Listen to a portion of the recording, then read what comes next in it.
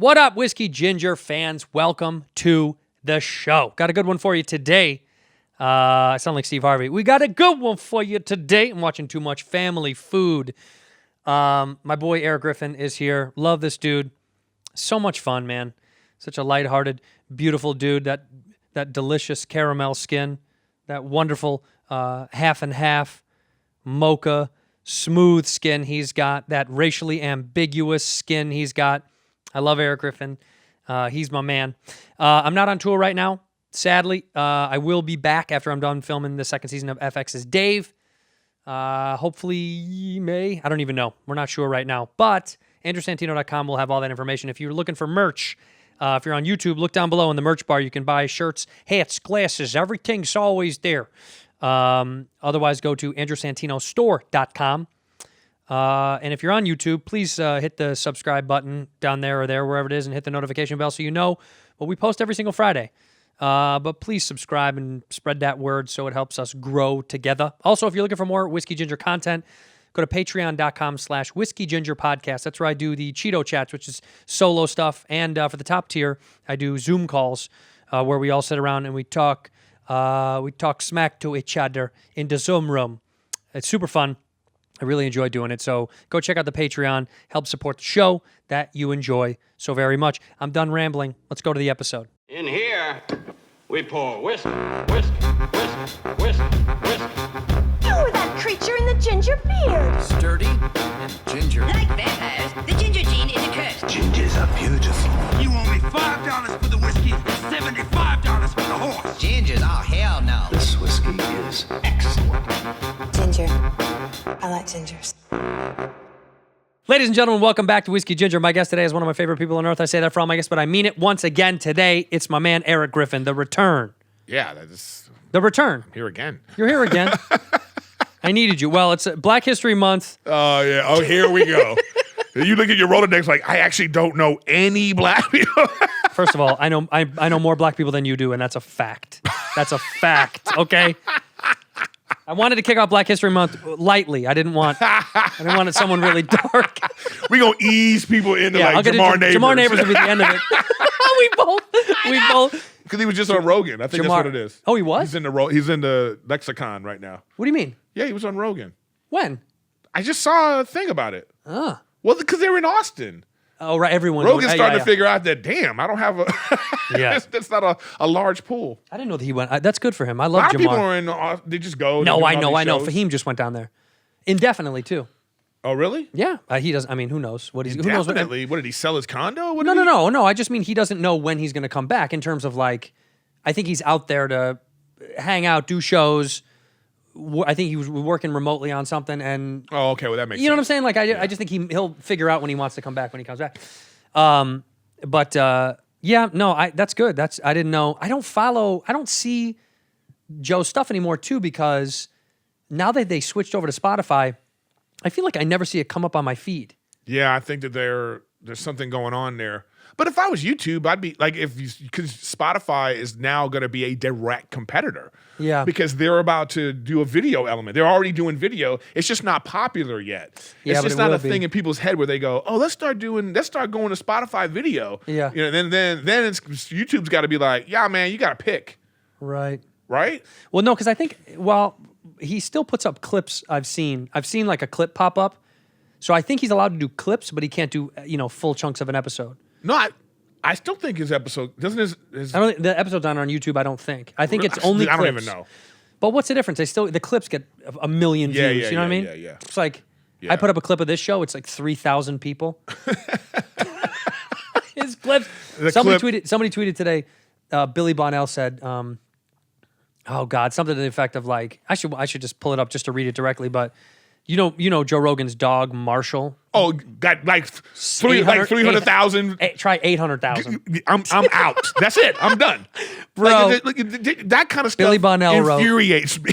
And Billy is such a funny comedian. If you don't know Billy Bonnell, look him up. He goes, in 4 years, someone might ask me why I quit comedy, and I will sadly reply, because Joe Rogan's dog has 780,000 followers, and that really messed with my head. Yeah. I mean, it's so like, honestly, when you see that, you're like, that many people want to follow a golden retriever? Dude, it's just Yeah, you just go. Then then you're sitting at home, you're looking at your Instagram, and you're just Like, thinking this to doesn't yourself, like, matter. what am I doing? Yeah, this doesn't matter. Like what does this even matter? People know what they want. It's like whatever the new thing is. Like have you got a part of this new dumb Clubhouse? I just got a request to do a show. Like they're doing stand-up shows. On that app? Yeah, that's what I got told.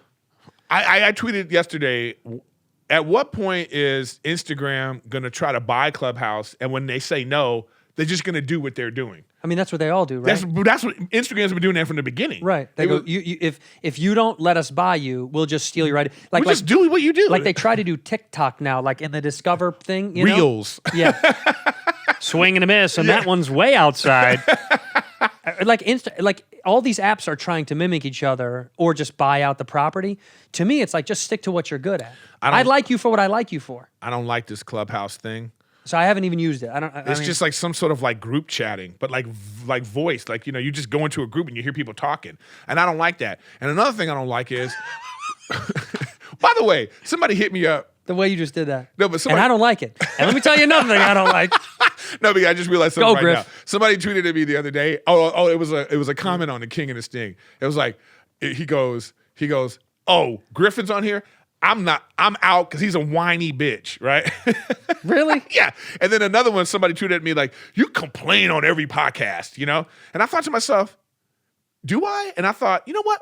Fuck you. Yeah, I do. Yeah. Because that's my brand, bitch. Right. Bitchin' with Griffin. Yeah. Bitchin' with Griffin. Woo, woo, Yeah. woo. That's my brand. Okay. So I thought about it. I said, you know what? I'm gonna lean into it. I'm putting my foot in it. Can you imagine if someone said like Bill Burr complains too much? You're like, that's what he's good at.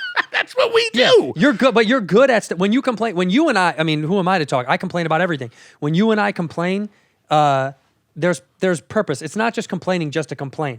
I have a thing. You know whose fault this is? Stupid ass Bobby. This is Bobby's fault. Everything is his fault. Yeah, because he'll come with his thing. You complain, like the way he says it, and then all this like troll minions. You know what I mean? They start to be like, yeah, you complain. I was like, do you listen to Tiger Belly? All he does is complain. Yeah. He complains all the time, but he does. all of a sudden I own complaining. But anyways, let me get back to my complaint. Bitchin' with Griffin. So it's like Clubhouse. Yeah. So you get a notification that like it'll be like Is it free, by the way? Yeah, you get a notification that like a discussion is going on. So if you click that notification, all of a sudden you pop into it, and then now you're there. You have to say something? And then you're like, I did it. I've done it twice now where I there pop video? in by accident. No, you just voice. Then someone goes, oh, hey, Erik Griffin. I'm like, no, I don't. Wait, when you just change your name on there to something else so they don't know it's you. It doesn't even matter. I don't want that. I They need know. to change that. It should ask me, would you like to join? It's like how Zoom is like, do you want to be muted when you join the conversation or use video, right? If it says on Zoom, it goes, every time I join something, it doesn't automatically start the video. I have to approve it. I set it up like that. So when I get into a Zoom, if I'm not ready to be on video, I don't want to be sitting there adjusting myself. And they're like, well, hey, we've been waiting 15 minutes. You know what I mean? Like I want it to be blank so I can set up. I haven't used it though. Last night, my friend showed me, he showed me what the app looks like, but I didn't really toy with it. But it seems like it's supposed to be two people having a private conversation that everyone gets to hear. That's what it is, right? I have no idea. I think that it's a... But they offered a show. I got offered to do stand-up on it. I haven't done stand-up a couple months, and I just am not in a rush to do it. I don't know. What you mean. I have a little notepad next to my bed now. I've been writing I stuff. thought to myself, do I want to write this? And then you'll come up with some premise, and it'll just be like, what? Yeah. Like I was thinking about this thing about like, because who cares, right?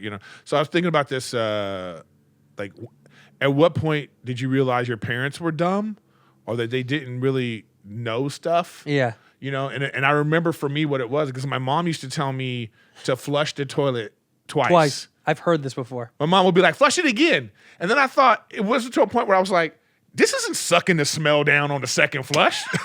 Like, bitch, you dumb. Yeah. You know what I mean? So I was like, oh, It'll that's clear kind of the funny. air. It clears the air. It was like, that doesn't work. And that's the moment where I thought, oh, my mom don't know science. Like, that's not scientifically... So that's what... She's beautiful and smart, but just not in that category. Yeah, she don't know science. So I thought, like, then you get down a rabbit hole of like, do our parents like what when do you realize you don't know anything? What age do you think it is that you realize you might be smarter than your parents?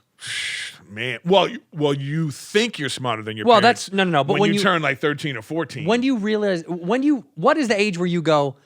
Not in general, but I like think there's it's your late 20s. that you find out there's some things you go, I can't believe they don't know that. Yeah. Or for me, I realized that my mom comes from an era where just being blatantly racist is totally okay. It's still okay today. You know, just like you realize some things about your parents, like they don't know stuff, and you go, like, "Ooh, that's inappropriate."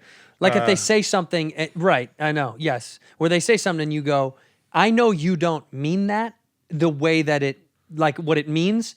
You mean it the way what it used to mean.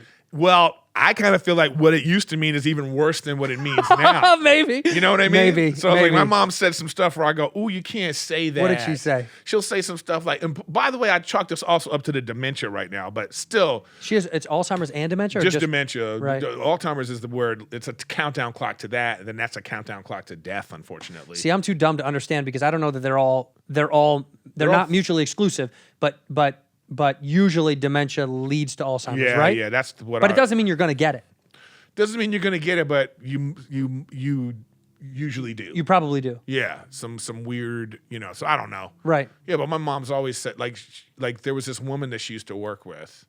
So, like, she still thinks, she remembers her as if my mom thinks she just retired a week ago. Oh. Because of the, Yeah. And so she'll be like, this tamale eating Guatemalan bitch,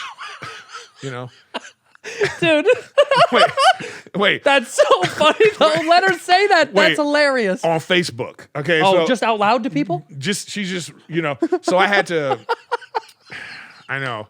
So That's so funny to me. I had to, Especially if you use the tamale emoji or something. I made it. She don't even know about that. I made her private. Like, she doesn't know she's not writing to anyone. She wouldn't know anymore. She doesn't even know. So she's writing stuff. She's into writing to the void. ether. Yeah. Yeah. But it's like that kind of stuff. But my mom has said things like that, like just casually, like our parents use terms like towel head. Yeah. You know what I mean? Yeah. That's that's a term they would use. Yeah. And so you go, oh man, that's not, you can't say that anymore. Or, so that's the kind of thing where you realize they're not as savvy about cultural and racial relations. They might not know things about money. Like they might say things like, "Ooh, I don't do mutual funds." You know what I mean? It's like, you start going like things about like buying property or like how they want to go about things. And so I think when you got into your like late 20s, you get 27, 28 is when you're looking at your parents like, "Oh man, I'm becoming a parent." Right. I think it's the moment. Like, do you remember the moment? Maybe because your parents are great, where they're not a comfort anymore. You know that moment where they're just not like, Well, I had to crack out of that shell early because I literally said this morning to the old bag. I said, I was out going for a run and I said, you know what's a real trip? I was saying how beautiful it is. I was like, oh my God, I'm running outside in February. You know what I mean? Like it's 72. I was like, it's a great place. But I was saying, I was thinking about LA and I said, man, I've been outside of Chicago for 19 years or whatever.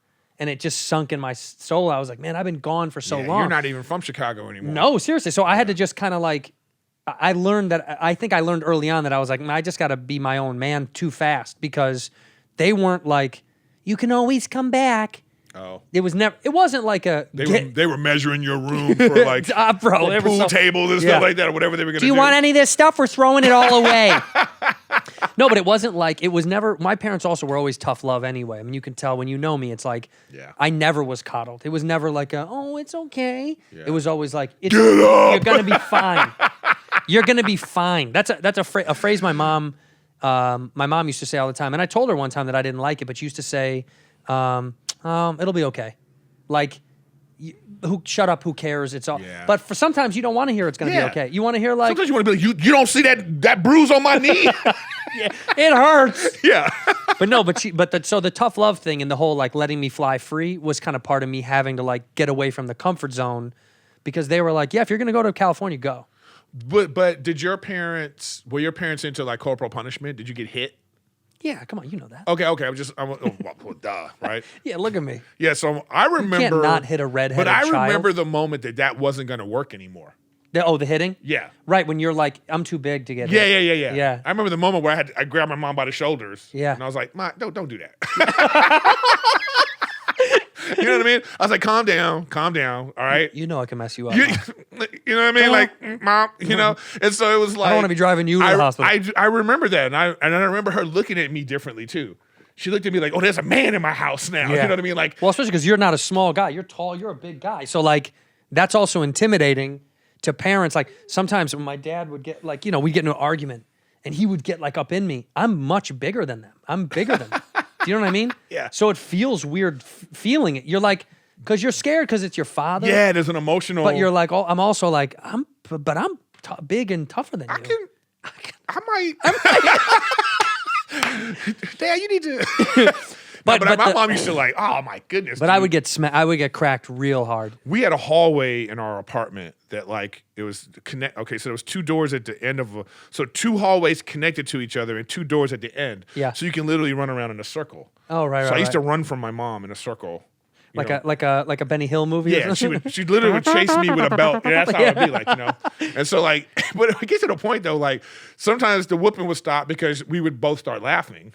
Because it's so chasing hilarious you. because he's chasing me, and I would be like, but I would be laughing like, ha, ha, ha, like thinking, okay, hope she's not gonna hit me again, Right. And then she would say things like, there was a tree in the backyard. She'd be like, go get a switch off that tree. You know what I mean? And then there was that one time we laughed again because the tree was cut down and she didn't know. So I came back in and I was like, oh my God, the tree's gone. What am I gonna do? But anyway, my point is, there's a moment where you realize, you go, oh, we're looking at our parents in a different way. Right. And then for me, it got to a point where I realized too, I was like, oh, I'm going to have to look after my parents. Well, right. That's we all have to stepfather and my serve at mom. some point, right? Like Yeah, be you become the parent and all that stuff. And I know you're going through it more. We've talked, a lot about it actually, about what your mom is going through and all that stuff, and you having to take care of her. What is wild to me is you're having to take care of someone who doesn't know you sometimes. Well, you know what? She's got she's at a mild stage right now. It's still bad, and I don't know what's worse. I mean, it's like, do you want it to be where the parent doesn't know anything, doesn't know you, or like, how about like she knows you, but she thinks she's in Alaska. You know what I mean? Right. It's like, it's like this weird, like when I'm talking and I'm thinking, okay. And then she'll say something and I'll be like, oh no. So it's like, and like I say, knock on wood, my stepfather, he's still doing great. And, how old is he? He's, I don't even know how old he is. He's younger than my mom though. And, but he's, I don't know if he's in great health, because I always tell him stop eating cookies. You know what I mean? Yeah, but come on, cookies. I know, right? It's like, at some point, how do you, like my grandmother's 90 years old and she's like, she traveling during Corona. She's like, you going to tell me not to live now? I'm going to die. Yeah. Like, leave me alone. She's like, Yeah. I'll wear a mask and I'm getting on a plane to go see people. Yeah, that's tough. I mean, they were just like, my whole family was like, what are you going to say?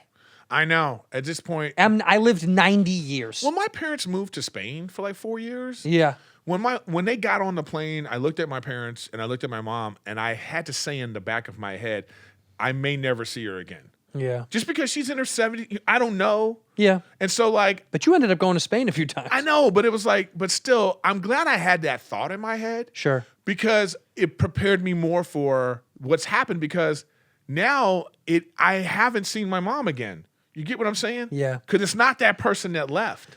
And that's the toughest part. Because now I am glad I went to go visit my mom so many times. I am glad I had that experience, because now I remember the last time that she was like somewhat herself was when I left. A couple weeks later, she fell down. That accelerated the process. She hit her head. I don't know if she hit her head, but I looked this up. Like when someone is like in that range of like because she was already having memory problems, so we already knew something was up. Right. But and then even when like I said, I visited her for Christmas. And she says to me, I said, "What's up?" Because I could tell she goes, "I'm getting confused," and she was depressed about that. Yeah. Because she doesn't want to be. That's like, I know what she wants. Like, she don't want to be on machines. Right. You know what I mean? I know this about her. Nobody. I mean, I don't think anybody does. But she's very like, she hates feeling like I know this, that and the hard part is, if my mom was aware, like if it was an out of body experience and she had her faculties and she saw that she was this way, it would crush her. Right. I know this about my mom. Right. So that was the last time we were together. And then I'm telling Mike, my stepfather, I go, you know what? You need to go to the doctor. We need to go to the doctor. And then as we're talking about doing that, she went on a walk someplace and fell down Just like tripped? Yeah, she probably tripped and fell, you know? Yeah. And then Mike calls me. She was someplace she wasn't supposed to be. She didn't know where she was. And then it was like, and that was that. And then now we're here at this point. Right. You know, and then that's when the whole thing about her grandmother started. She thinks her grandmother's alive. You know, so she was calling me right after that, being like, you know, her grandmother and her aunt, who are both dead. So her aunt, she thinks her aunt is visiting. When? Okay. Soon? No. When this was happening in Spain. Oh. She's still in Spain. So she's calling me from Spain, being like, Erik, I don't know where Auntie is. She went for a walk and she hasn't come back. And I'm like, Damn. you know, and I'm going like, uh-oh. So then I get on the phone with Mike and we're like, let's get on a plane and come home. And I knew he was ready to come home anyway, because he only moved there for her. She wanted to be adventurous and do things. And I think they enjoyed themselves because they went traveling all over the place. Yeah. You know what I mean? Because when you're in a place like that, you know, it's just so many places to go in Europe. So Yeah. they did That's why it's so nice. right. So that, look, again, I always felt like I enjoyed my mom. She helped me, raised me, did all these things for me. So now later in her life, where she doesn't have to worry about money or anything, she's like, okay, I'm going to go do this. Selfishly, I could have been like, you can't move to Spain. What are you talking about? You know, but I thought, you know what? Let me let them do what they want to do and not stand in the way, just be supportive. But it's hard. Well, it's the same way that like I don't know how my parents did it when I said I'm moving to California. It was 2,000 miles away. Like I know there's a piece of them. I was like, you really got to move that far, you know? But like they support. It's the same way. Like you support your mom, and you want her to live out her life and not be like, well, I want you here for me. But it's like at some point you have to just let people do what they want to do. Yeah, so I feel that way when I think about people like what you're saying about your grandma. You go, your grandma's 90. Yeah, she did it. had her time. She's like, you know what I mean? Right. This motherfucker lived. Yeah. So it's like if she's like now, and then like imagine you've lived and you barely get to go out as it is because you're 90 years old, Yeah. you know, and it's now that the government's telling you like, yeah, you got to stay home. You like, no. When you live through wars, Yeah. and the government's like, there's a virus out there. You're like, I'll be okay. Yeah. Like I lived through the Depression. My grandmother eats leftovers from like 8 years ago. Like she like my grandma used to cut mold off cheese. Like, this is fine. and bread. Bread too. Yeah, don't throw that out. I do that now because Yeah, of me my too, grandma. yeah. But She go, just cut off the edge. Yeah, I It's just still did that. good. Rachel was tripping. She was like, and Rachel has like, she'll be like, you know. You know what I mean? Yeah. Like she don't even want to take the trash out. 'Cause Right. she smells it and she'll be like, I love it. You know, I think she's Please. putting it on. You know what I mean? Yeah. Oh, you can't Hey, take your- Erik, help! I know. The damsel in the trash. Yeah. No, so, I'll cut mold right off of I stuff. did the same thing. But actually, that's supposed to be okay anyway. Yeah, of course it is. It's just where it's centralized. Yeah. So Also, a little bit of bacteria is fine. The same people that say they don't like that stuff, they eat cheese. Cheese is mold. thank you. Yeah, it's curdled. It's mold. But she used to be like, she'd pull out a green block of cheddar cheese. Okay? The whole shit is green. Yeah. Okay? Pull out a knife and just scoop. There it is. Until it's not. Until it's, anymore. you know, like, No, oh, it's fine. you know, oh man, what is that? I bet you had it though. Yeah, what are you supposed to do? Because if you didn't, you get a beating. Yeah. Like I don't remember having. We would go to my grandma's house over the holidays, and we call it pop. You know, people say soda, but it's pop in the Midwest. And I never had pop at my grandmother's house that wasn't flat. Never once. Oh. I never opened a pop that went kss ever in my life. Like for years as they a don't kid. Know, they were too old to tighten the. Yeah. Well, also it's like you weren't been in there. You weren't drinking new pop. No, you were drinking old pop that's been around. I remember being a kid, staying at my grandma's, and she wasn't my real grandma, but she was like, you know, but I called her my grandma. It was a weird relation. When, you know, it's like being a kid, being born out of wedlock for what all the different, you know, you have all these weird relationships, you know? Right. But I remember thinking, oh, this woman comes from a different time. Like, that's the first time I experienced somebody being really old, because I'm staying over there for a few days. And I said, I was like, oh, okay, well, she was like, yeah, you got to go to bed at 7. And I was like, okay, well, can I read? I want to read. You would read, like, you know, Charlie and the Chocolate Factory, those kind of books. Right. She was like, oh, no, there's no reading. The lights are off at 7. And then in my mind, I'm like, this old bitch. You know what I mean?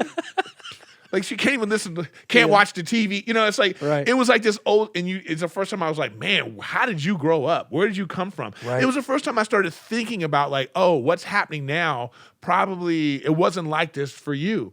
And like my generation, even though like I'm still older than you by 10 years, probably, Yeah. you know? So like my generation, you know, I I remember everything. Like I always say, like I'm the guinea pig generation because we had phone. We see our phone.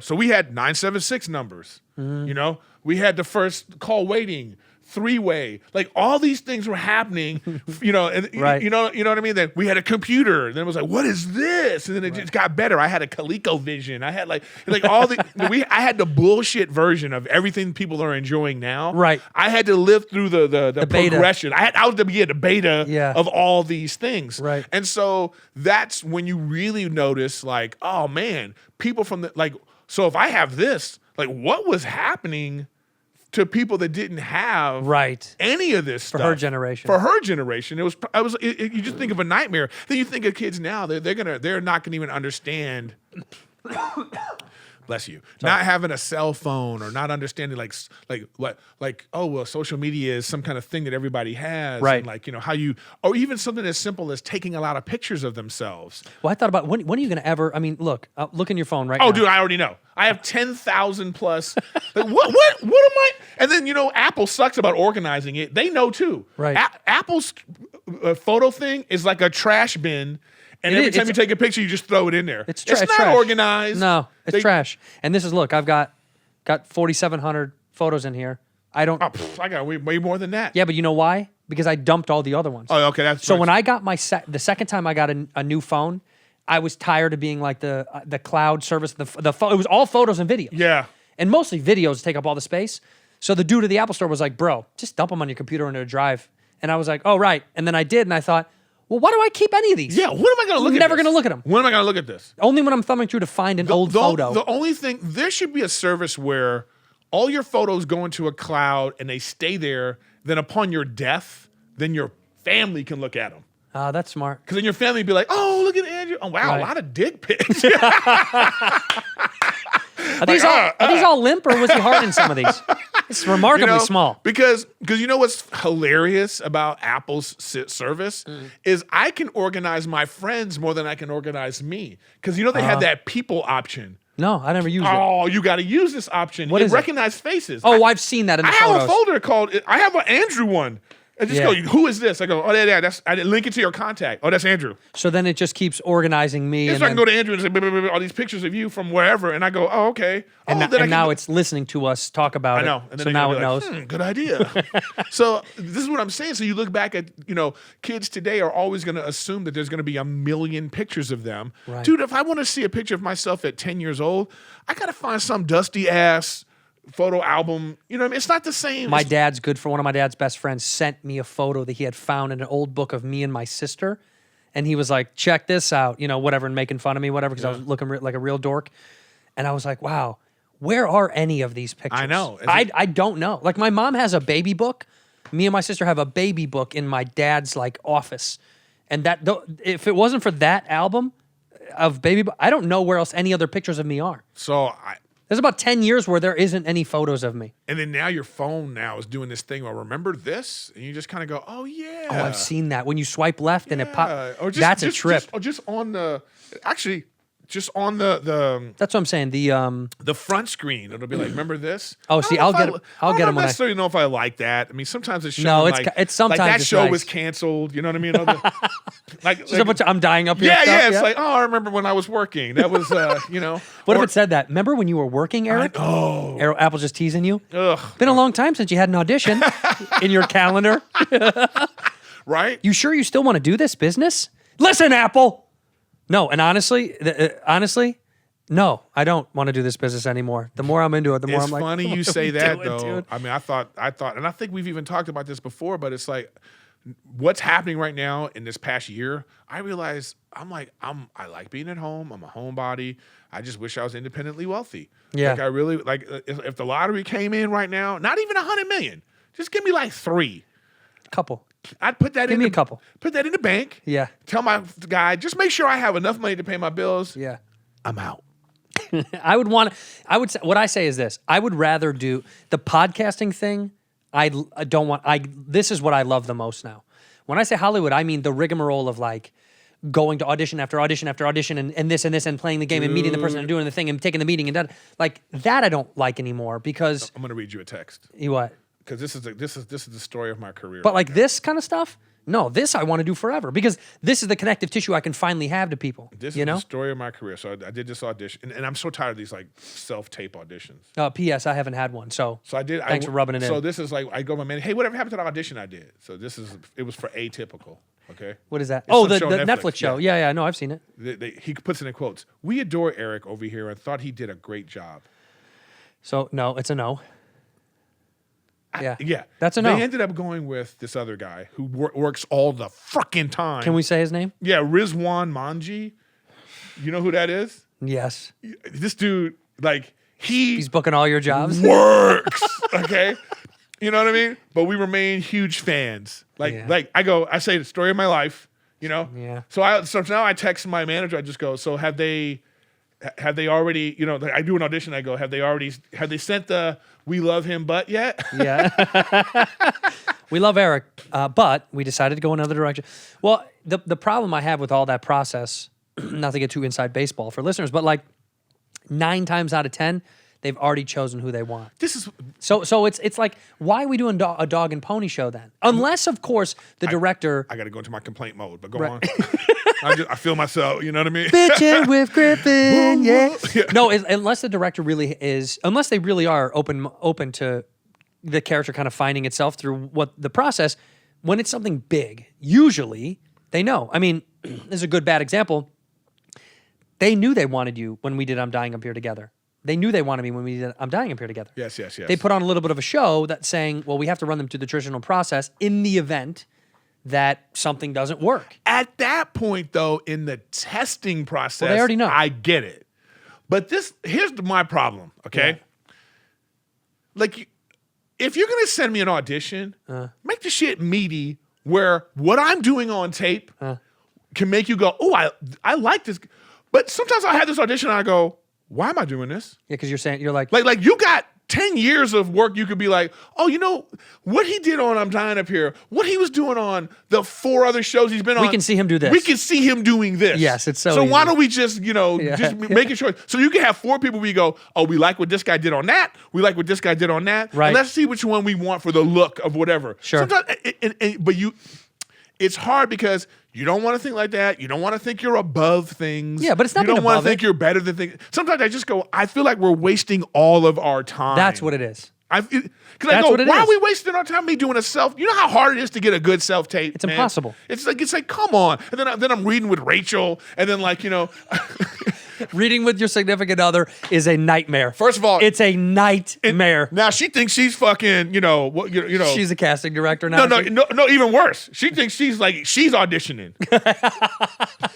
Yeah, she's really reading the lines, like heavily getting into You know it. what I mean? She's getting ready. Like, what you getting ready for?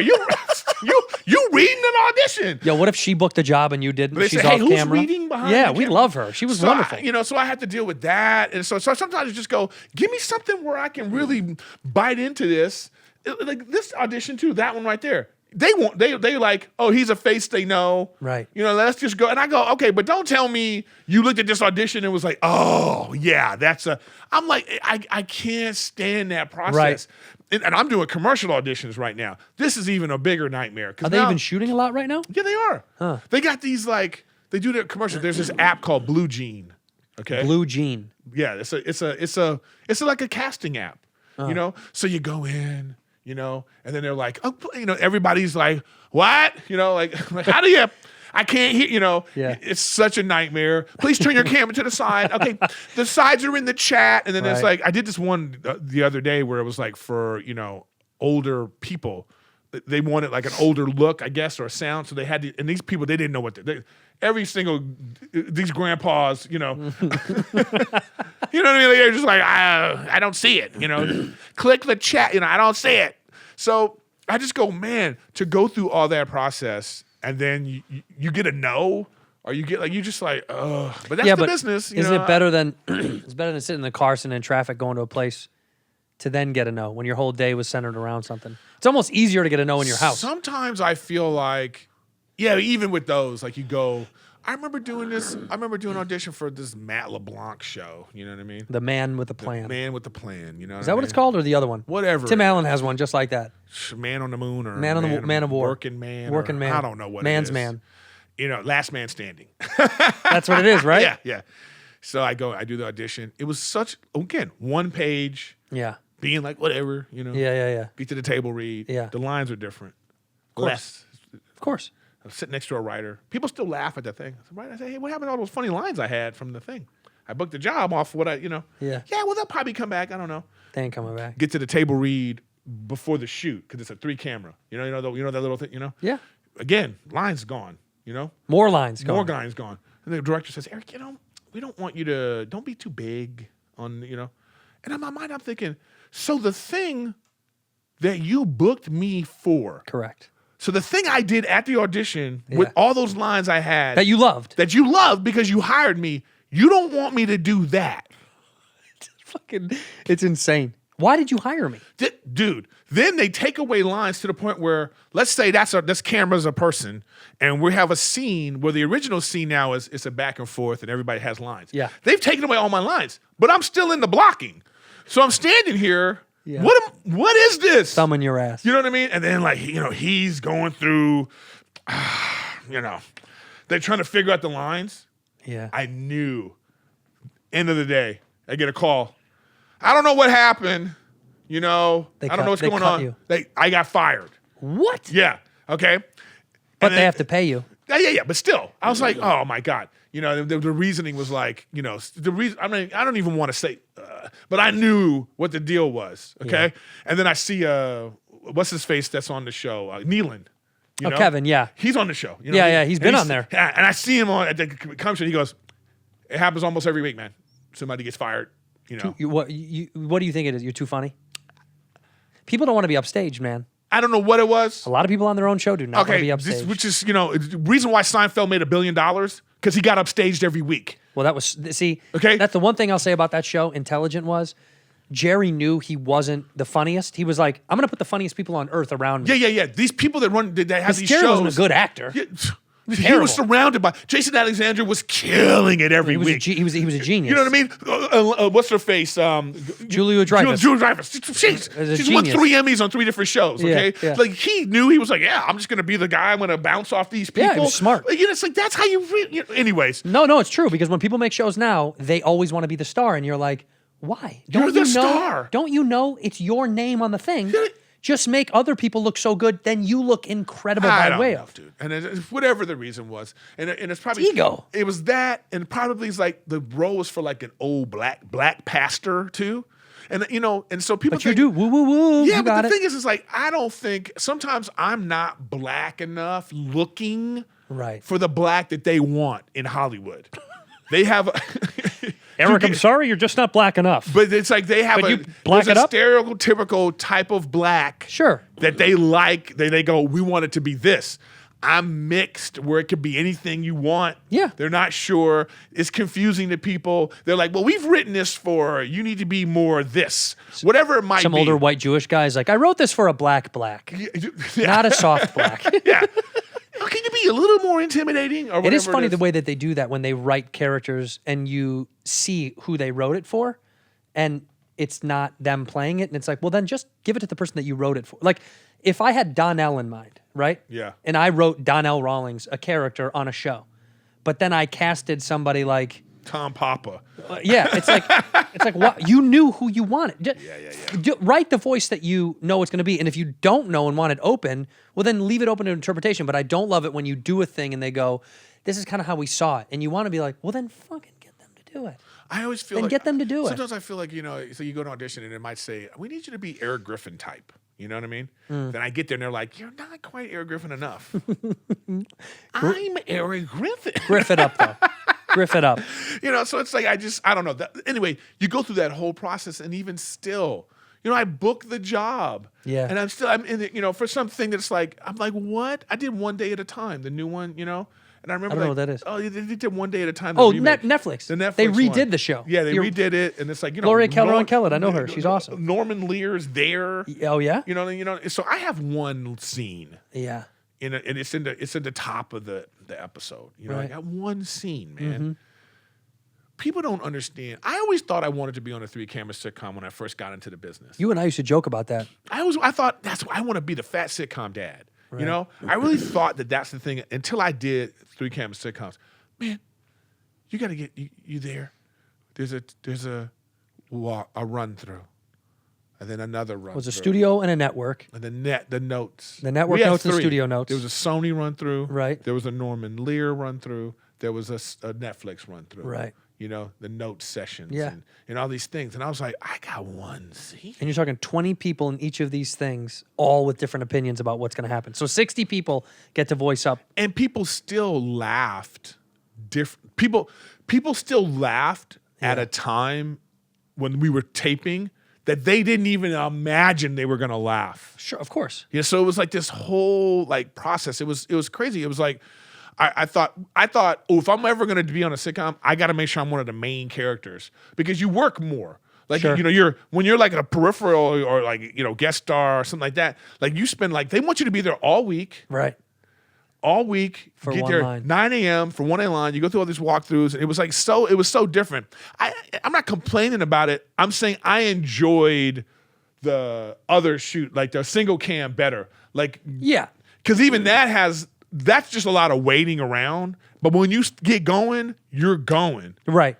Yeah, when you're shooting, you're shooting. When you're shooting, you're shooting. It's not like you're not hanging out for a long time. And I think that there's more freedom when you're doing a single cam of the lines and the thing, depending on depending on the set. But for the most part, there's a little bit more where my performance is what's going to make this what it is. Because on 3 camera sitcoms, it's so much more about the writing. Totally. Than like if a 3 cam sitcom sucks, if it's not funny.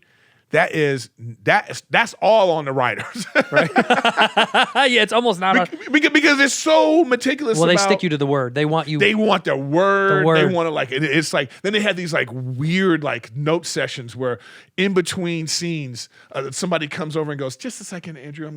We're discussing," and then that person goes over to a little huddle and there's like 5 studio people there who are unfunny as fuck. Okay. All right, they're just unfunny suit. They need they're over there like. The guy comes back and they say like, you said we need you to maybe do this. Yeah. Do it this way. Yeah. Don't say and, say the. You're like, okay. Yeah, then you're just sitting there like. I thought it was fine. Yeah, and then you also don't want to be, and this is a problem that comics have. I think it's like you get on a set. They've busted their ass. These writers, editors, they've spent tons of time. Tons of times, and they have this script that they go, "This is our shooting script, and we're ready to go." Then we come in as fucking arrogant ass idiot comics and go, you know what'll make this funnier if I said it this way. Yeah. So, and then they're like, "Oh, really?" yeah. And you know what? Sometimes it is. I mean, it's it funnier. is funnier.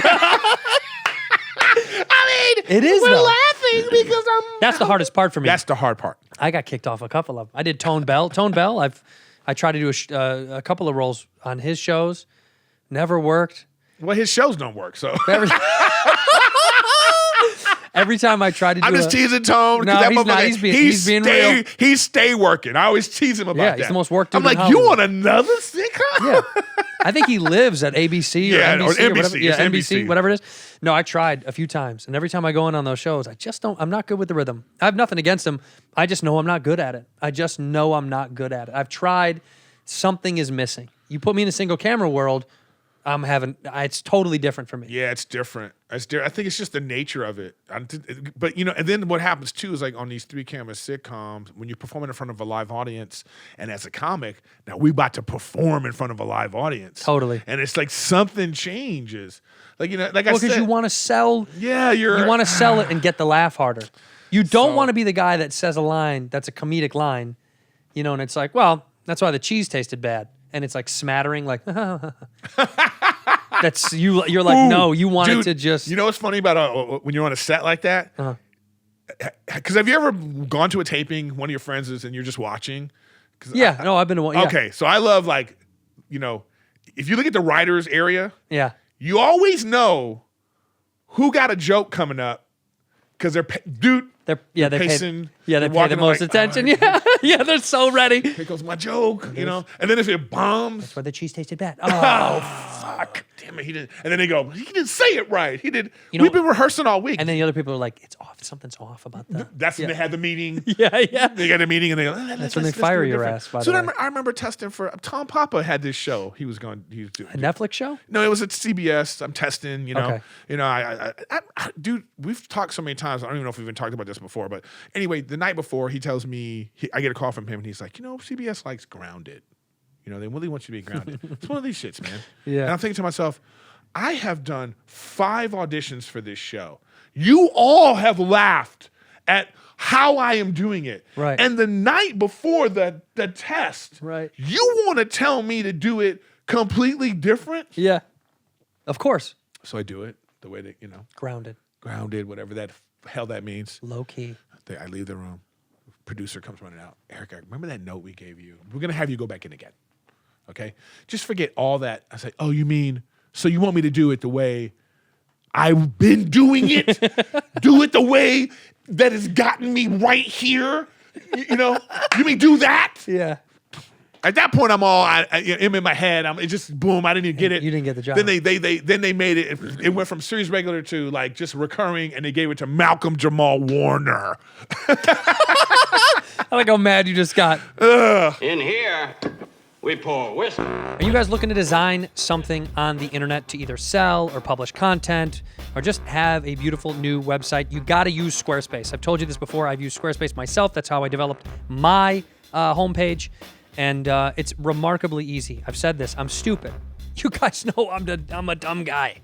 And I could use it. It's got award-winning 24/7 customer support, which is great because I did need their help multiple times because I'm not smart. But there's beautiful templates you can choose from. You can develop your own. You can do something from scratch. You can use what they've already set up for you. But Squarespace makes it unbelievably easy to get something up and running and get a site up, you know, almost immediately. And if you're skilled and you're artistic, they can take care of almost anything that you need. But Squarespace can showcase your work and publish content that you're looking or sell something. Like if you're looking to sell merch like we do, we created our merch page through Squarespace. But if you're looking for a beautiful templates on design help on creating a website, you got to do yourself a favor and head over to Squarespace because they have all this built-in search engine optimization and free and secure hosting that helps you stay protected while you're trying to put your product or products out there. Squarespace is for everybody, not just for graphic designers, artists, and jewelry designers and musicians and whoever you are, whatever you're doing, whatever you're making, whatever you're selling, whatever you want out to the world, please use Squarespace. It's incredible. Go to squarespace.com/whiskey for a free trial. And when you're ready to launch, use the offer code whiskey to save yourself 10% off your first purchase of a website or domain. That's squarespace.com/whiskey to save 10% off your first purchase of a website or domain. Hey guys, it's been tough, huh? The pandy's been a little bit tough on everybody financially. Everyone's wallets are getting a little tin. Also, a lot of people are racking up a lot of credit card debt. I know that's a bummer. I know that's hard because you're doing what you have to do. But if you're looking for help, like many people are, please use UPSTART. UPSTART is the way to go if you're trying to get yourself out of a little financial corner that you've backed yourself into. They find smarter and trusted rates with trusted partners because they assess more than just one time over with your credit score. With a 5-minute online rate check, you can see your rate up front for loans from $1,000 to $50,000. $50,000. So if you have a little bit of debt or a pretty substantial amount of debt, UPSTART's going to help you out. You get approved the same day and receive funds as fast as one business day. So if you're in dire straits and you really need it, if debt is taking over your life, do yourself a favor and go to UPSTART. It's time to get a fresh start with UPSTART. They're there to help you. They're there to get you out of this financial scramble because them stimulus checks aren't doing it, Biden. It's not cutting the cake, pal. People need help, and UPSTART is there to help you. Find out how UPSTART can lower your monthly payments today. Go over to upstart.com/whiskey. That's upstart.com/whiskey. Don't forget to use the URL to let them know we sent you, baby. Loan amounts will be determined based on your credit, income, and certain other information provided in your loan application. Go to upstart.com/whiskey. Duke Cannon. Isn't that a cool name? Duke Cannon. I really love it. Duke Cannon. What a good company. Duke Cannon sent me 3 products via the mail. And look, over the years, I've tried different stuff for my beard. You know, I'm a beardy man, and I've tried all sorts of oils, conditioners, serums. And one of my biggest problems with it is I don't like how they smell. Truly. A lot of times they send you stuff and you're like, this stinks, man. I don't want this in my face all day. Duke Cannon's products genuinely smell good. I was surprised. The first time I huffed them, I was like, I actually like this stuff. They sent me the beard wash, the beard oil, and the beard balm. The best damn beard wash, the best damn beard oil, and the best damn beard balm. But I wanted to give you what it was up front a little bit. But listen, a lot of people don't condition their beard. A lot of people don't use products in their beard at all. That's fine. I highly recommend you do. It makes it smoother for your skin underneath so you don't break out. It doesn't get as all crunchy and nasty, especially if a loved one is snuggling up against your face. You want to keep it nice and sexy, smelling good and smooth, and it's good for the hair, and it's good for your face. Duke Cannon's products are incredible. They're affordable, and they stink good, which is, I told you, they actually are awesome. You need to do yourself a favor. If you've got hair on your face, man, woman, or child, doesn't matter who you are, Duke Cannon's products are for you. The smell is delicious. The oak barrel scent is made with Buffalo Trace bourbon, which, come on, you know the Rocket likes that jazz. And the beard balm is great too. Each of these things are $15, $30 for the oil, $15 for the wash, $15 for the balm. Super reasonably priced. So if you've got some hair on your face, you need to try Duke Cannon stuff. They are phenomenal. I really do like them. Make 2021 the year you help your beard fulfill its potential with high-quality beard goods from Duke Cannon. Pick up some next time you're at Target, or Target, as fancy peeps say. DukeCannon.com is also where you can get them to pursue the full line of superior offerings whenever it's convenient for you. But do it sooner than later. Your best damn beard is waiting. DukeCannon.com. I like gingers. Hey, those guys need TV work too. The old school guys need to make a comeback. God, now he doesn't have any residuals. Thinking they said it about me. They gave it to Erik Griffin. That's a good place to be when they say they gave it to you. They gave it to him. I wish they would give me things. Nobody's giving me shit. Yeah, but no one's man. getting anything right. I think right now nothing's happening. This guy that took that role on Atypical Guy. He's on everything. I'm gonna have him on the podcast next week. Actually, oh, God. He's gonna come by. You just replaced me right now. I just put his I just cut into you. Yeah. He's there. I'm like, oh, thank God I had to get rid of him, man. No, but you know what though? Of all the perils of all that stuff, I have a sickening sense that I know I love it so much because when you're in it, it is fun. So like, yeah, that's true. all the stuff sucks. Yeah. It's like stand up. I don't We like talk about practice. That's what it is. Yeah, right I don't now. like traveling. I don't like planes. I don't traveling like sucks. hotels. I don't like all. But I do. Auditioning But sucks. when you're on stage, just like when you're shooting a show, there is nothing more fun. Yeah, that's true. You get to be a little kid in your little free bullshit world and That's true. do whatever you want. And you're playing dress up, you know? But it's like that's why it's funny because Al Madrigal was just calling me right now. And it's funny because it just brings me back to like how fun. What are you doing? What's going on? By the way, people don't know Al Madrigal. Al Madrigal, hilarious comedian, good dude if you're friends with him. If he doesn't like you, he's the worst guy to have as an enemy. Yeah. Of all time. I've seen him light up people just because they said one wrong thing to him. But I think back to how fun it was to do I'm Dying Up Here because what we're doing right now, we would just do every day. Yeah. Like my favorite moment of I'm Dying Up Here that I knew that this was going to be, what an experience this was going to be, is you, me, and Al are standing in that hallway. Yeah. And they're rehearsing a scene. They're not even rehearsing, and we're just having our normal dudes over 35 chilling. Yeah. Melissa Leo comes over and scolds us like we're 6 years old. Yep. Like, don't talk during the boom, boom, boom. Don't you dare be talking during the rehearsal. And we all looked at each other and had like this really nice unspoken communication, like, "Oh, bitch,"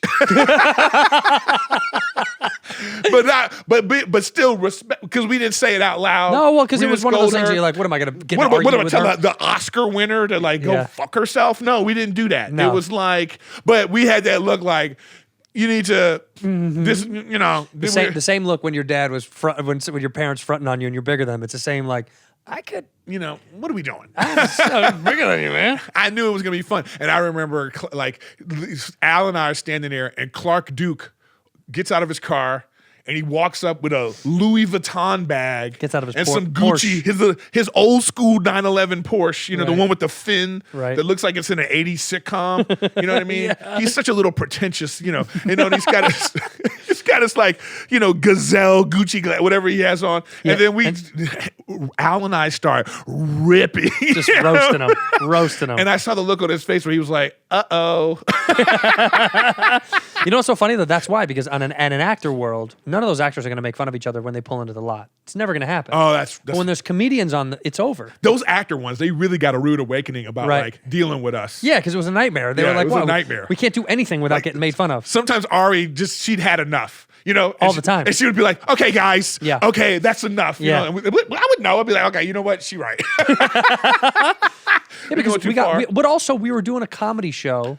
Well, it was a drama, but every time but But it was about comedians doing like if it was based in right now, there'd be a scene where we'd be having a podcast. yeah, sure, seriously, You know what I mean? fucking around and talking on a podcast. And then it would cut, and there'd be something that would happen. And then, Speaking you know, of which, dude, I just saw Netflix inked a deal to do a show or a movie about the GameStop stock stuff. already? That's what I said. I was like, it just happened. Already? Yeah, I think it was a movie, but they already got a guy to do it. They signed on some young, famous, good-looking actor to do it. They're jumping on stuff so fast. Netflix makes so much stuff that they have a button, an icon that just says play something for me, that you can just hit it and it's random shuffle. They're shuffling content. That's how much shit they have, shows and Well, movies. they need it. I mean, they have to. Yeah, but it's unbelievable how much it is. It's overwhelming. And by the way, sitting at home all the time now, watching all these, apps now, I feel like there's nothing on. Man, There's nothing on. I know exactly. There's what a you're million saying. things, and there's almost nothing to watch. But what's crazy though is you could sit there for 30 minutes scrolling through Yeah. Netflix, going, "There's nothing on this," even though Constant. things are zooming by. But you're like, I don't know what that. I don't want to watch that. I want to watch that. I want to watch that. And if it's old properties, sometimes I want to watch an old movie. But for some reason, every time I'm like, oh, I love that movie, I'll look it up on Netflix, and it's not there. Or I can't stand starting to watch a show and not realize that this show is 10 years old. Oh, I've done that a bunch. Like I got excited about this new show. Like I think it's called "You're the One" or "You're the last." Oh, I watched it. Last one. It's the one with the kid from the comic from the comic store, the black kid with like all the hair. He was dating the girl that was dating Jeff Ross. Oh, I watched it. He was on this MTV show. Yeah, Are You the One? Are You the One? Yeah, we watched it. I watched it. I started watching it and I loved it. Yeah, it was hilarious. And then I looked at it, I was like, but something feels old about this. Yeah. It feels like, then I looked at it, I was like, oh, this was 2000. And I was like, 6, I think. Damn it, Netflix. yeah, it got me too. It got me. Then you I look, watched it. you look on MTV, you go, oh, there's 6 seasons of this. Yeah, these people are all dead. Or they're trying to be comics. Like I thought this was, I watched it. I did that same exact thing. But you Yeah. know what? Now I've decided at night, I'm not starting new shows. I don't want to do it anymore Why because I not? did it. And now stuff is open. So hopefully, we went and I got a drink the other day. I went out to the. I want to get some. I haven't been to a restaurant yet. I'm trying to go get something to Let's eat. go. Yeah, we should do that. I after went.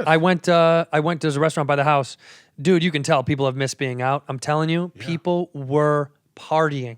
We went to go have just a little bit something to eat, and you're sitting outside in a parking lot, basically. And this table was so fucked up. It was like 12 people just drinking like the world was over. And this woman gets up, and she's got like a chalice of beer, and these 2 women are walking with her, and they're walking. I thought they were going to have a cigarette around the corner, but they're apparently walking this woman to her car. I'm not kidding. She falls. I don't see this. She falls. The one woman comes running back and gets one of the guys and is like, Barbara fell. He's like, Barb fell? It was like a whole, and I wanted to turn and be like, yeah, that bitch fell. She was fucked. She couldn't even stand up. And they were taking her to her car. People are ready to go get fucking wild. I hope because of this, people being so anxious to get back out, that when the world opens up, it's going to be party time, man. I hope We got to go to comedy clubs. yeah, no, all that shit. I hope all that stuff opens up, man. I want to, like, the first thing I want to do, I'm such a nerd. The first thing I want to do when everything's bad, I want to go bowling bad. I miss I bowling. want to do karaoke. Yeah.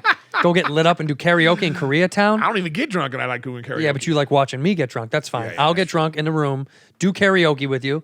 Yeah, I want to go to those seedy little fun dive bar, shitty, weird restaurants. I miss all of that stuff. I hope it's going to happen soon, man. I don't know if you ever watch Bill Maher's show. You ever watch Bill Maher? You ever watch? No, ever since he said the N-word, I just can't watch it anymore. You're the second.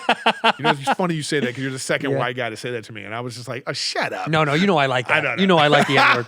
that just was dumb. I would say it if I could. No, I don't watch. I don't watch it because sometimes he annoys the shit out of me, and I get that. Sometimes he's so annoying where I'm like, oh God, like it's the way that people talk about Fox News. You know, people are like, Fox News.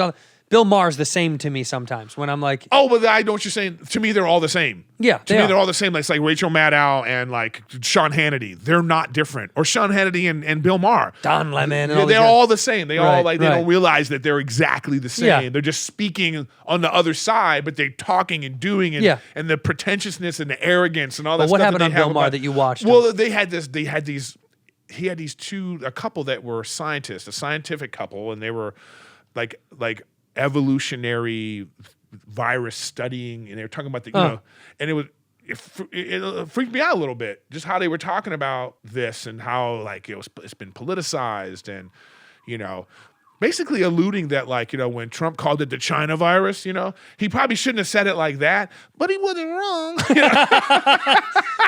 I don't care who you are. It made everyone laugh. You could say it's insensitive and be like, oh, it's racial. But when he said it, I was like, it's fine. But he shouldn't have said it like that. He shouldn't have been. But it's like, now that, it's like very, very, like the scientific world is very much like this was made in a lab. It was. And even if their intention was to like study viruses, but it was made in a lab and it got out. Now the question is like, did it get out on purpose? Did it get out because somebody was being an idiot? Right. But it's like, and then like how like, like usually viruses, when they mutate, they get weaker because the virus wants to live. But for some reason, this one generated in a lab seems to be getting worse. And you just go, they made you feel like, well, what's going on? And they were very much like, look, people don't got the right information. And, it's a year later. Now people are talking about this China lab stuff. Now people are saying it without, they can say it without being like demonized. Or, right. Trumpized rather than Trumpized. Yeah. Yeah. Like it just, it's like, yeah, you maybe you didn't like Trump. Okay. But it don't mean he was wrong all the time.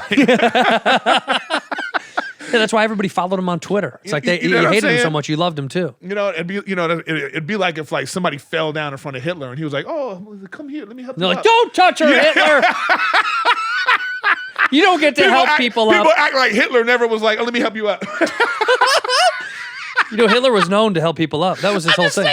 No. It's like I door. get it. You don't like the guy. I get it. He did a lot of deplorable things. I get but it was like he actually did a couple of things. A couple of bills and things that he passed. Yeah. Whatever his intentions were, he actually did some stuff. You go, oh, Trump did that. The greatest like irony criminal is, reform. He did a lot of criminal reform. Ton of it, yeah. It's like a lot of people got let out of prison because of Trump. Right. His criminal reform.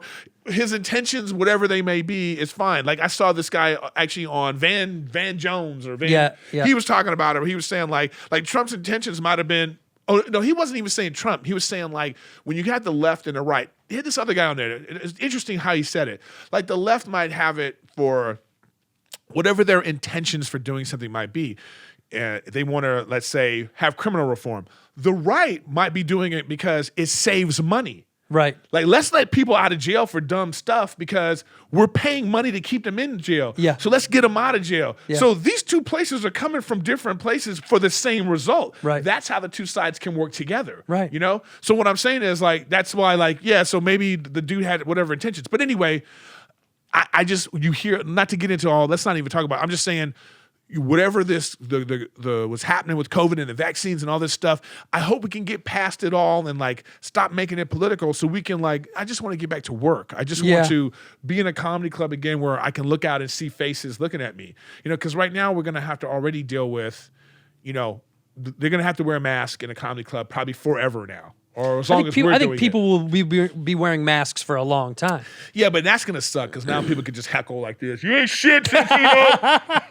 Who said that? You ain't funny. Yeah, I'll pull down your mask and say that. So it's going to be, we're going to have to deal with that, but I don't know, man. Every time I see I look at concert footage and I just think like how beautiful it is when you see an artist, no matter who they are, if you like them or not, when you see them in concert and you see all the people in that building just kind of like rocking out together, for this one person. I just go, damn, we need that. Oh, bad. We need that. Like, Bad. that's who we are. We're communal like that. Yeah, we are. That's why we love neighborhoods, communities. That's why we have these little cliques. You know what I mean? We're obsessed with being in a thing with other people. Isolation is a sick thing. I watched that show. Oh God, it's like you had to survive. I talked about it before, but they had to survive out in like the middle of nowhere. Oh, there's a lot of those. I know what you mean. Yeah, but the prize is $1 million or whatever, and whatever the name of the show. But the one woman was like, Alone and Afraid, or I think it was just called Alone. It was just called Alone. Okay. And she was like, she's like, this is who I am. This is who I want to be. Away from people is where I want to be. I'm self-sufficient. Yada yada yada. And I was like, yeah, good for you. Also, mentally ill. Like, to not want to be around any sort of form of life, that's creepy to me. Well, sometimes I think people want to remove themselves from other people because it's like, it reminds me like, Rick Glassman. Rick's got his OCD, and it's like, it's very debilitating for him sometimes. And, yeah. And Rick, I feel like he enjoys like being like away from people, not because he likes being alone, but it's easier. Yeah, but he likes still being in the real world of, you know what I mean? Like he was. I know, but I feel like there's some people that they're not doing it for, because they're like, I like it. Sometimes it's just like, damn, it's hard to be around other people. Yeah. It's hard to deal with other people and their nonsense. It's hard to deal with people that look at you a certain way. And sometimes it's best just to be like, I'm just going to be like a shut-in like that fat guy in Seven. You know what I mean? And a serial killer has to come feed you SpaghettiOs to get your fat ass back in society. But I'll tell you what. What's also kind of hard is like now, especially because we're going out like a little bit more, and there's stuff kind of happening. I'm running errands and all this stuff, and like life is picking back up again. And now I found if somebody maybe recognizes me, I can't be like, I'm not allowed to be publicly annoyed with stuff anymore. Like now I'm like, oh, I got to be careful. If I'm annoyed and someone's like, hey, man, and I'm in a shitty mood, and I'm like, hey, and they're like, well, the fucking dick. But they don't know. That goes right to like, there's a Reddit. But I thought about that the other day because some guy at CVS was. But that's part of the social contract you sign when you become a celebrity. When you go into the I'm not a fucking entertainment celebrity. business, It's just when they know when you're recognized. No, dude, you're a celebrity enough, okay? Like you're a celebrity enough that when somebody recognizes you, there is a responsibility you gotta not put on to a show. be a complete dickhead. Yeah, no, you have to. Yeah, even if you're in a bad, even if you're in a bad mood, that's the other thing is like you don't know what's going on in my day. That like sometimes you're just having a bad day and you just don't. You're not being an like. People have no boundaries. Yeah, no. Well, and I think it's harder for. Did you see this woman with LeBron? You watch this whole thing? Oh, I love it. How It's hilarious. He tweeted at her. Yeah. He tweeted at her like the courtside Karen. Yeah, courtside Karen. I died. God. If you don't First know, of all, everyone no does mask know, on. But, yeah, no. In Atlanta, got her mask down, acting up. But when I saw that, man, it's funny you bring this up because who are the worst hecklers at comedy clubs? I mean, you can say it. You nervous? You nervous? White women. Just women in general. White women for sure. White women, you're right. Yeah. Like white women at the top of the female the list. tip top. But they are the worst hecklers. No boundaries. Yeah, none. No decorum. Nope. No, just they do and say and act like just funky as hell. And then when you clap back at them, Woo! because they've started the shit. Tears. They cry. And then the dude has to be like, "It's fucked up, dude. You piece of shit." Then You're it like, becomes this she yelled thing. at me though. She started all this shit. Yeah. Oh my God. So then you have to have this. Oh my God. I had to say, TMZ picked up that story. You remember that thing where the lady tried to hit me? She didn't hit me. Oh yes. And then so TMZ picks it up. But Eric, we're running with the story that the heckler hit you. And I was like, no, she didn't hit me. It just looks like that from behind. Right. She didn't hit you though. She didn't hit me. She was acting up. Okay. Acting up. I was going in. Okay. By the way, all of these women that yell at clubs and start shit are always blacked out drunk. Always. It's never been some sober couple having a good time. It's not someone having a drink or two. It's always some chick who's blacked out, who probably doesn't even remember it. They go way too far. They say all this stuff. They get. See, I disagree with that. I don't think it's always blacked out. I think it's always drunk. I think to me, I always like make fun of them because I'll be like, oh, I get it. You're dressed up. You're beautiful. You're probably one of the prettiest chicks in this room right now. But everyone's looking at the weird guy. Right. So you need some attention right now. Yeah. So let me hit you with some attention right That's now. what happened on the girl on the court side. She just wanted Yes. attention. By the way, she put up a video, and I clicked on it to look at who she was and all the stuff. And she's like, he was talking shit to my husband, da-da-da. And they look like, the typical Miami. I know it's not Miami, but they look like this. He's like an older dude, silver fox, spends money on shit that he thinks is going to make him feel young again. And yeah, and she, by the way, she at some point says her age. And I looked at this woman. This is my biggest gripe with young rich people. She was 25. Dude, this bitch looks 40. And not because I'm trying to make fun of her. It's because when they get so much shit done to their fucking face, Yeah, she did look. they look 40. 25. You're like, bitch, you're I like 25. how, you know what's funny though? That's funny is like, it's funny how. But by the way, let me say LeBron- this. Oh, go ahead. But the thing that pissed me off the most was, going back to how we started this, LeBron and all these other athletes, they have to continually be reserved, even though on a constant basis, people are saying the dumbest shit. If you've ever been to a live sporting event, the amount of dumb shit Guilty. this motherfucker. I mean, the amount of shit go in. getting hurled at them. So for them to even just put up with it every single game, it's a thing that they've signed. Mentally, it's like, that's a part of this thing. But once in a while, it's nice to see LeBron be like, shut up, bitch. Shut the fuck up. You know what? It's nice to see that. You know, it's funny. He said, the way I saw this thing about him talking about it, because he goes, I don't know what happened with her, but, I was having a conversation amongst men. You know what I mean? Like, he was saying it in a way that it was like, yo. Because her husband was talking shit. This is what I'm talking about. He was like, I was handling it. Because it was like, because what you want to happen is they're walking around a corner by themselves and they run into LeBron James. A different story. You know what I mean? Yeah. That's my point right there. Like, let's say they just at Ralph's, you know what I mean? And they headed to their car, and they walk around the corner, and LeBron's I talked to you for a second. Yeah, can we have a conversation? Yeah. Because I remember you sitting courtside acting like you own the team. Right. Can we have a talk now? He gonna be like, you know what I mean? It's like, so that's the real problem right there. Is like sometimes not enough people have gotten smacked in the face. Yeah, no one gets. Yeah, No one gets Cracked. or just where you have a big, strong black dude like that put their hand on your shoulder like, yo, I think you should chill. Because I could.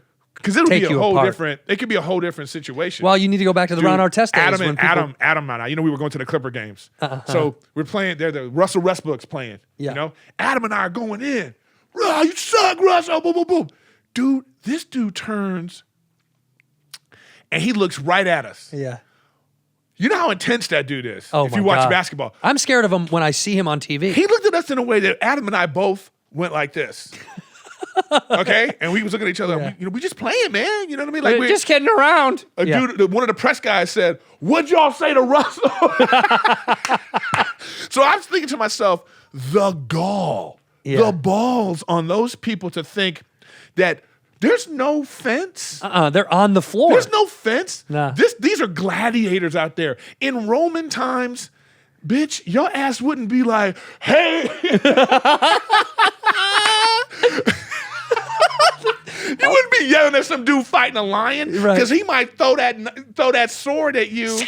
You know what I mean? You had to be separated because these people are, it's like, so I get what you're saying. Like, guys like that, they always have to carry themselves in a certain way. And They don't get any credit for that, by the way. Basketball players specifically, like football, the closest guy is not close at all. They barely can hear people. You know what I mean? Also, though, you're not talking to a football player like that. Of course not. There is something. There's something that's associated with a violent sport, right? That you feel like, especially with CT and right. You're not sitting in the front row of a football game yelling at a football player like as if what if LeBron said, "Let's take it outside." Yeah. Or just gets out and swings. Like he could have just walked over there. Right. He could have just been like, smacked that dude in the face. What if LeBron went like this? I got enough money. Yeah. I've done it. I'm 36. Nike gave me $1 billion. I got $1 billion. I got a company. I can smack this bitch. Let me go face. smack. No.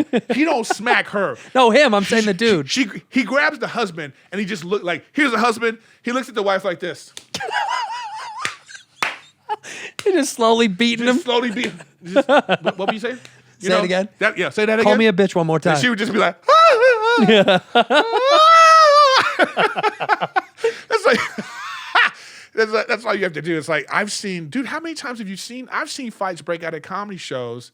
Oh God! Because of women chattering, and then the dude's got to step in, and now there's a brawl. Oh yeah, and I'm just like, yo, I've seen it at the store so many times. People don't want to. It's not, and it's so funny. It's like this isn't us trying to make a point about women at shows. No, exactly. This is the truth. Just put the disclaimer out there even more, man. I know this ain't a sexist thing. No. This ain't The about, truth is, every time we're at shows, comedy shows, and something like that happens.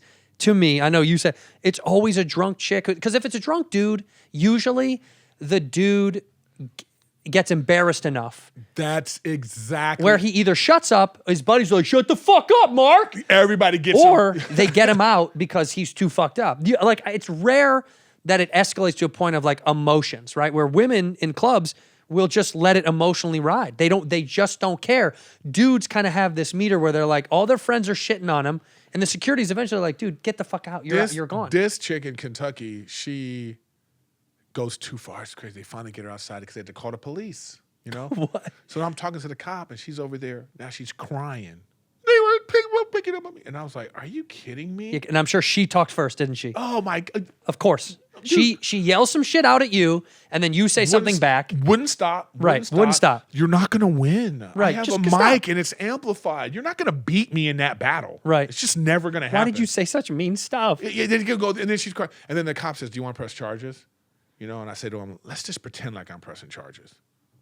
Oh, for real? Yeah. So I said, I'm gonna flail my arms and point at her like I'm talking about her right now. You know. So, Yeah. You know, and then I was like, So I was like, yeah, Dad, she did this. You know what I mean? I'm arrest her. You know?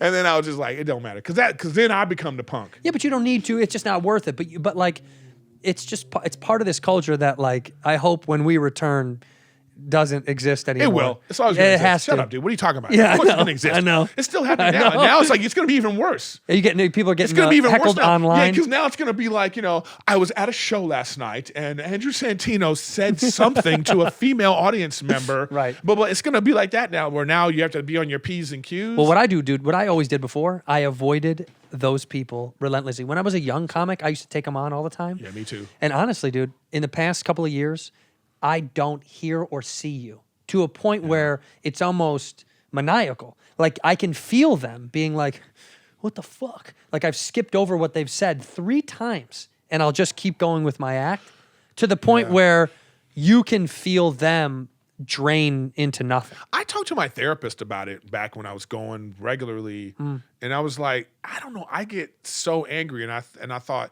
part of it is because I'm doing this thing, I'm doing my act. It's something I've worked on and cultivated. I've made Something I care I've made about. you believe that I'm coming up with this at the top of my head, but no, this is scripted. Right. I'm, you know, that's part of my performance. It's a credit to me, actually. You know what Yeah. I'm saying? So I'm like trying, and then like you're interrupting me with some nonsense, and so I used to let that, like, oh man, it would be a fire in my soul that I'd be like, I would be like, I remember I was in Texas early on. I'd say to this girl, I was like, you need to shut up, or you're gonna be outside crying. Okay. Just like that girl in Kentucky, okay? Sure enough, she storms out after me telling her off, and then the security guard's like, bro, she was outside crying. You know what I mean? What you said to her? And then I started to realize, then it's on me. Then you're the bad Then guy. I'm the bad guy, and I am the bad guy. Right. You know, because this is why. This Right. is why. And this is me scolding myself right now about this. We're like kung fu experts with our tongue, okay? And I'm not talking about, no, just kidding. But we're so, like, if I know kung fu and I'm at a bar and a drunk guy starts acting up and I beat your ass, that's on me. It's on you. Because I'm trained, I Right. should know better. Right. It's the same thing verbally. You're trained. I'm gonna destroy you. It's not going to be. I know you think you're funny. You're not gonna, because I'm a kamikaze about it. I'll take us all down.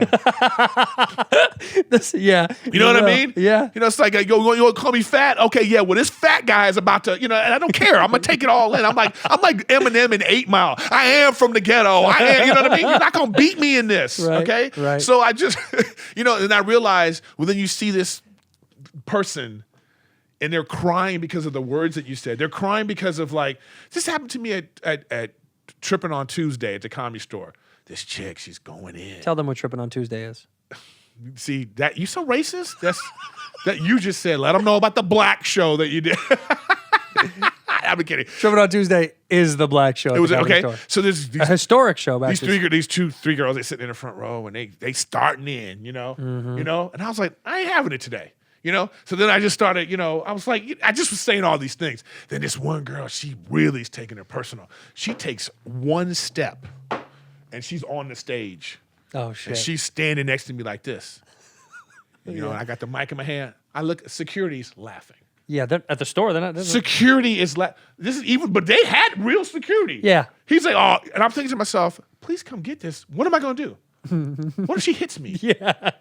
What am I hit her? Yeah, you hit her back. You know what I mean? And I'm still making jokes. I'm trying to keep it like, you know. Right. And it was crazy. It turns into a whole thing. It's one of those moments where you go, oh man, did you see Griffin with the people think it's funny.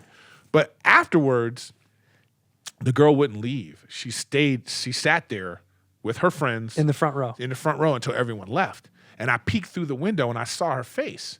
And I knew it was like she was completely embarrassed. And completely and I thought to myself, oh, I went too far. Yeah. It wasn't worth that. No, it's you not. You know what I mean? It's not worth that. Because you're trained and you should have known better. I should have known better. You shouldn't have used all your power. I could have handled it in a way that I could have shut it down and she would think it's funny and I think it's funny and we just let it go. Right. But there's this thing that you get in touch with. And so I'm trying to work on let me calm down. You know, let me, you know what I mean? So more recently I've tried not to be like that. You know, it's like, I don't know, man. It's a skill. It's a skill to let things roll off your shoulder. Yeah, but I see people that do it and I think it comes along with time. I think the longer you do a thing, you're a lot more apt to just learn to let things go. Sometimes you just get in the mood. I've seen Rogan.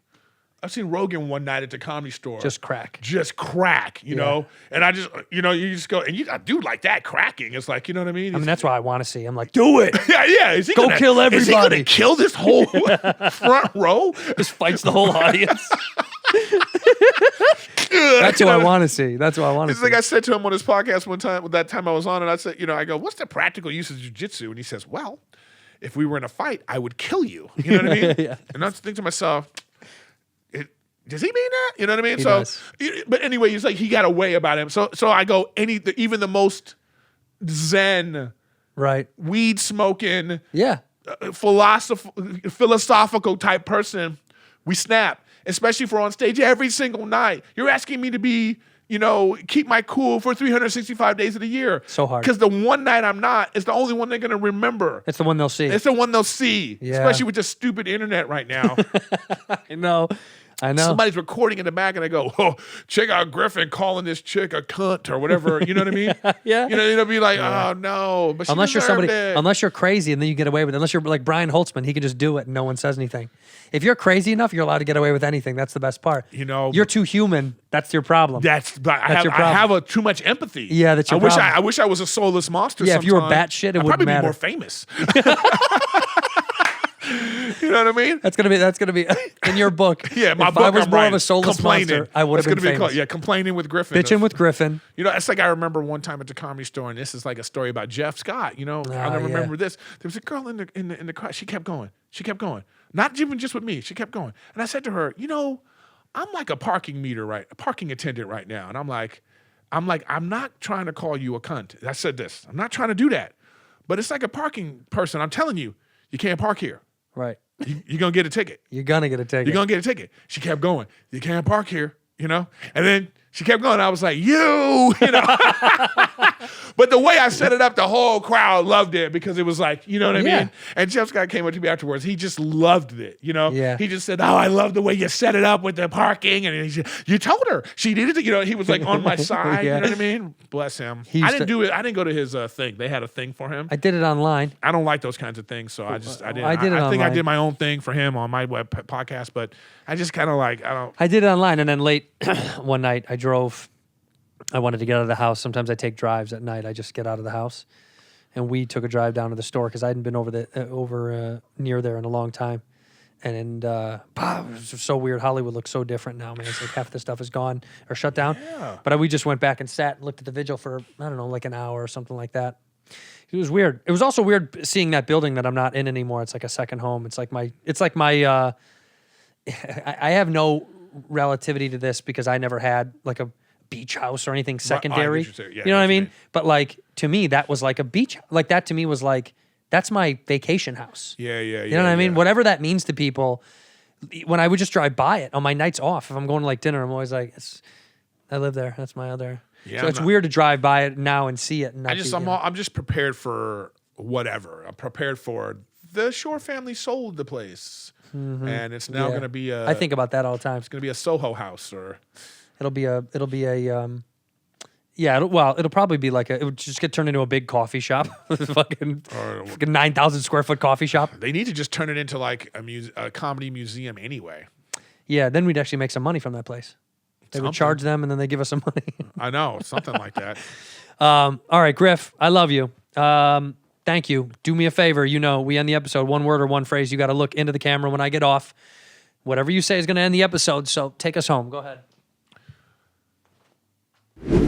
I have nothing. In here, we pour whisk, whisk, whisk, whisk, whisk. You were that creature in the ginger beard. Sturdy and ginger. Like vampires, the ginger gene is a curse. Gingers are beautiful. You owe me $5 for the whiskey and $75